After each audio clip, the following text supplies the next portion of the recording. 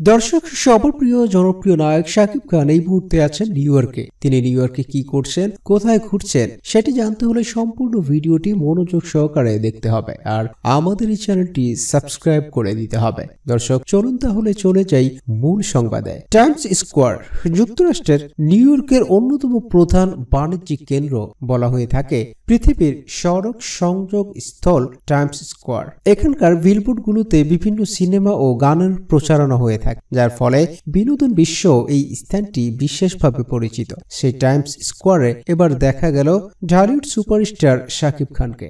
সেখানকার সড়কে আলো ঝলমলে রাতে ক্যামেরাবন্দী হয়েছেন তিনি। শনিবার 10 নভেম্বর ছবিটি শেয়ার করেছেন ভক্তদের সঙ্গে। ছবিতে দেখা যায় শাকিবের পরনে কালো রঙের একটি শীতের পোশাক, মাথায় টুপি, হাতে টিস্যু মোড়ানো পানীয় মগ, হাসি মাখা মুখে তিনি তাকিয়ে আছেন ক্যামেরার লেন্সে। টাইমস স্কোয়ারে শাকিবকে দেখে উচ্ছ্বাসিত তার ভক্তরা। মাত্র 1 ঘন্টায় ছবিটিতে 28,000-এরও বেশি রিয়াকশন পড়েছে। মন্তব্যের ঘরে প্রায় 2000 কমেন্টস করেছে প্রিয় নায়কের প্রতি ভালোবাসা জানিয়ে ভক্তরা।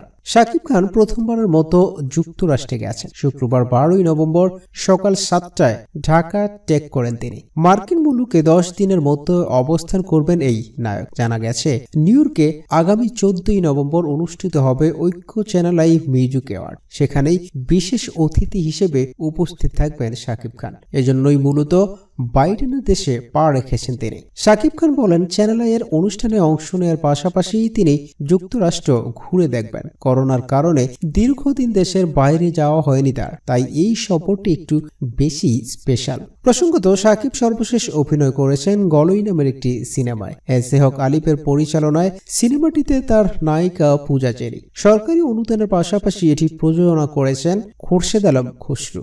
দর্শক অসংখ্য ধন্যবাদ নিউজটি দেখার জন্য। আপনার প্রিয় তারকার সব ধরনের সংবাদ পেতে আমাদের এই চ্যানেলটি সাবস্ক্রাইব করুন আর পাশে থাকা বেল আইকনটি বাজিয়ে দিন, যেন আমাদের কোনো গুরুত্বপূর্ণ সংবাদ মিস না হয়ে যায়।